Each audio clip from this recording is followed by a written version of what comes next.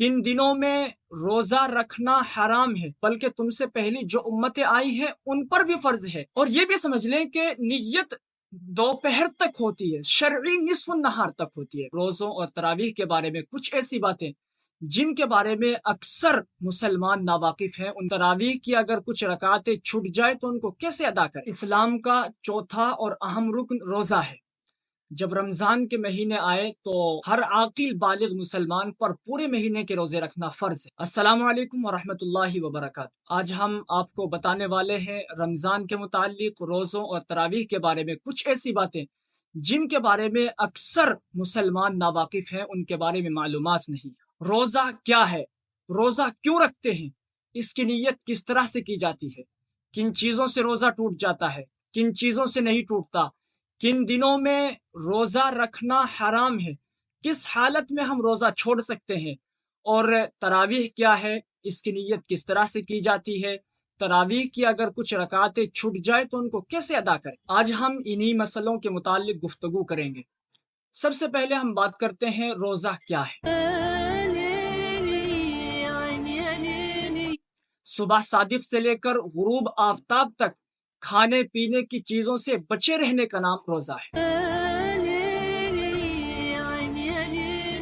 روزہ کیوں رکھتے ہیں، کیوں فرض ہے؟ اللہ تبارک و تعالیٰ قرآن میں فرماتے یا ایھا الذین آمنوا کتب علیکم الصیام، اے ایمان والو تم پر روزہ فرض کیا گیا ہے۔ اور پھر آگے ارشاد فرمایا کہ یہ صرف تم پر نہیں بلکہ تم سے پہلی جو امتیں آئی ہیں ان پر بھی فرض ہے، کما کتب علی الذین من قبلکم۔ اور روزہ کیوں رکھتے ہیں، اس کی ایک وجہ اللہ نے یہاں یہ بھی بیان فرمائی لعلکم تتقون، تاکہ تمہارے اندر سے بری باتوں کو، بری عادتوں کو ختم کیا جائے، تم متقی اور پرہیزگار بن جاؤ، حسن اخلاق کے عادی بن جاؤ۔ اس لیے روزے کو فرض کیا گیا لعلکم تتقون۔ اور ہم سوچ بھی نہیں سکتے کہ روزہ رکھنے پر ہمیں کتنا بڑا اجر مل سکتا ہے، کتنا ثواب مل سکتا ہے۔ اللہ تبارک و تعالیٰ فرماتے ہیں الصوم لی وانا اجزی بھی، کہ روزہ میرے لیے ہے اور میں خود اس کا بدلہ دوں گا۔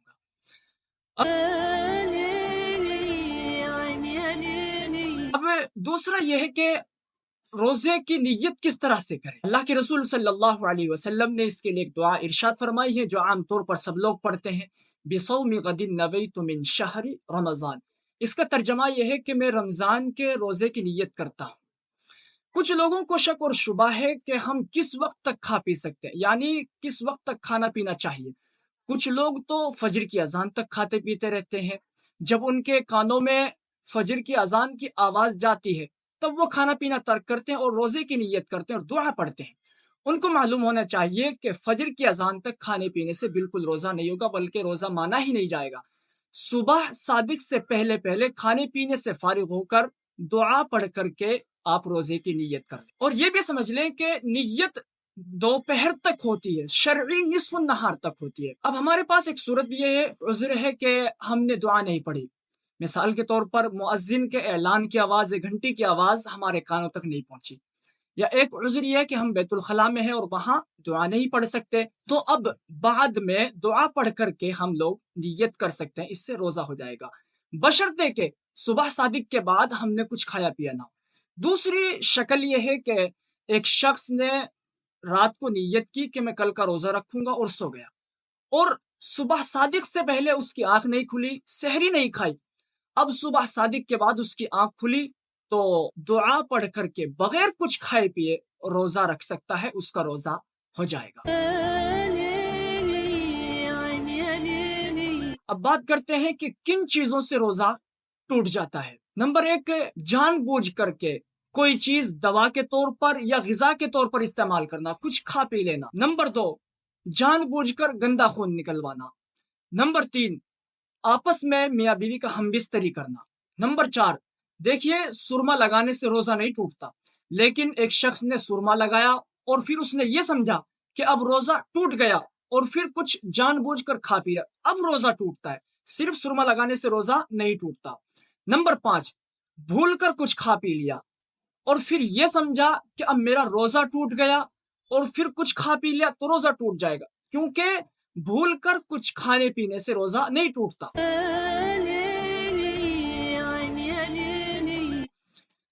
اب آتے ہیں ان باتوں کی طرف جن سے روزہ نہیں ٹوٹتا۔ मिसवाक लगाना, सर में तेल लगाना, आंख में दवाई डालना, खुशबू सूंघना, हलक में बिलाकस धुआं या मक्खी वगैरह का चले जाना, नींद की हालत में गुस्ल की हाजत हो जाना। इसी तरीके से अगर नींद की हालत में या सोहबत की वजह से गुस्ल की हाजत हुई और नहाया नहीं, इसी तरीके से इसी हालत में सहरी खा ली, तो रोजा तो हो जाएगा, क्योंकि गुस्ल नमाज के लिए वाजिब है, सहरी के लिए वाजिब नहीं। इसी तरीके से दांतों से खून निकलकर हलक में न पहुंचना, अगर दांतों से खून निकला और वो हलक में पहुंच गया तो रोजा टूट जाएगा।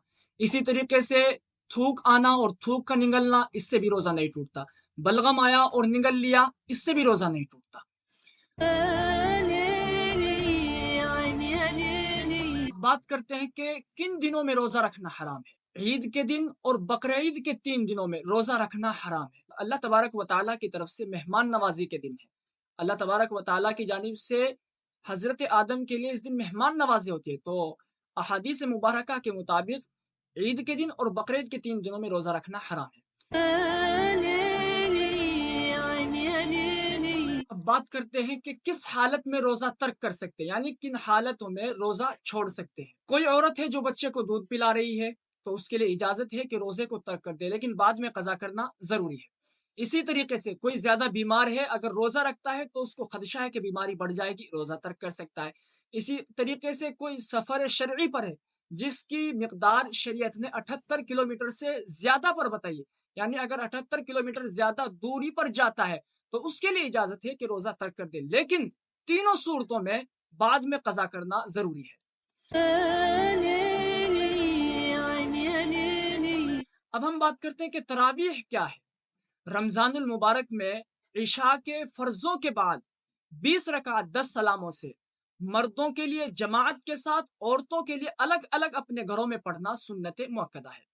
बाज लोग इसको नफिल ख्याल करते हैं और अपने काम काज की वजह से, सुस्ती की वजह से तर्क कर देते हैं, बल्कि ये सुन्नत मुअक्कदा है। जानबूझ करके या सुस्ती की वजह से इसको तर्क करना गुनाह कबीरा, इसको तर्क नहीं करना चाहिए। तरावी की नीयत किस तरह करें?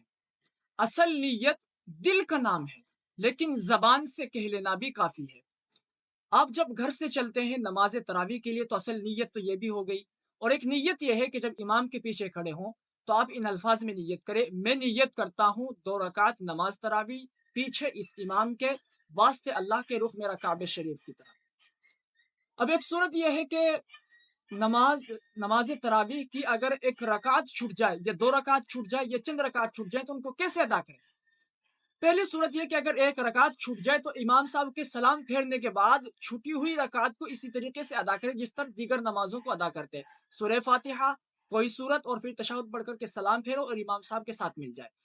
और अगर 2 रकात छूटी हैं तो आप उन दोनों रकातों को इनफिरादी तौर पर पढ़ें और फिर इमाम साहब के साथ शरीक हो जाए। और तीसरी सूरत यह है कि अगर चंद रकातें छूटी है, 2 से ज्यादा, 4 हैं, 6 हैं, और अगर खदशा यह है कि मैं अगर छूटी रकात पढ़ूंगा तो मजीद रकातें निकल जाएंगी, तो इसकी फिर सूरत यह है कि अगर आपने इशा के फराइज पढ़े हुए और सुन्नतें पढ़ी हुई है तो आकर के इमाम के साथ शामिल हो जाए। और अगर आपने फराइज और सुन्नतें अदा नहीं किए तो फराइज और सुन्नतें अदा करें, फिर इमाम के साथ शामिल हो जाए। और रकात तरावी, नमाज तरावी मुकम्मल करके वित्रों के बाद आप उन रकातों को अलग से अदा करें बाद में जो आपकी पहले छूट गई थी। एक सूरत यह है कि अगर पूरी ही नमाज तरावी निकल गई, 20 की 20 रकातें निकल गई, तो उनको कब अदा करें। तो उसका तरीका यह है कि इशा के फर्ज और सुन्नतें पढ़ने के बाद सुबह सादिक से पहले पहले इनफिरादी तौर पर आप उनको अदा कर सकते हैं, अदा हो जाए। एक मसला यह है कि आमतौर पर देखा यह जाता है कि हम लोग अत्तहियात पढ़कर दुरूद शरीफ पर पहुंच चुके थे और इमाम साहब ने सलाम फेर दिया, तो हम लोग दुरूद शरीफ और बाकी की जो दुआएं हैं वो पूरी ना करके हम भी इमाम साहब के साथ सलाम फेर दें, क्योंकि सिर्फ तशहुद यानी अत्तहियातु लिल्लाहि वस्सलावातु वत्तय्यिबात ये पढ़ना वाजिब है। अगर आप इसको पढ़ करके दुरूद शरीफ पढ़ रहे थे और इमाम साहब ने सलाम फेर दी तो आप भी सलाम फेर दे, आपको पूरा करना जरूरी नहीं, बल्कि इस वक्त इमाम की इक्तिदा करना जरूरी है, इनके साथ सलाम फेर।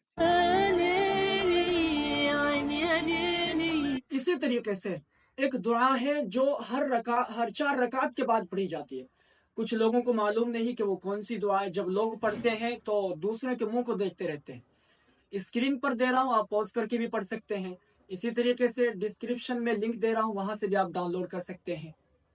दुआ है सुबहान ज़िल मुल्की वल मलकूति सुबहान ज़िल इज़्ज़ति वल अज़मति वल हैबति वल कुदरति वल किब्रियाइ वल जबरूत सुबहानल मलिकिल हय्यिल लज़ी ला यनामु व ला यमूतु सुब्बूहुन कुद्दूसुन व रब्बुना व रब्बुल मलाइकति वर्रूहि अल्लाहुम्मा अजिरना मिनन नारी या मुजीरु या मुजीरु या मुजीरु। हमारा इस चैनल को बनाने का मकसद सिर्फ और सिर्फ ये है कि हम अपने दीनी भाइयों तक दीन का पैगाम पहुंचा सकें। आपको ये वीडियो अगर अच्छी लगी हो तो लाइक करें और अपने दोस्तों को, अपने बड़ों को, अपने छोटों को ज़रूर शेयर करें ताकि उनको भी कुछ दीनी मालूमात हासिल हों और इससे कुछ सीखने को मिले।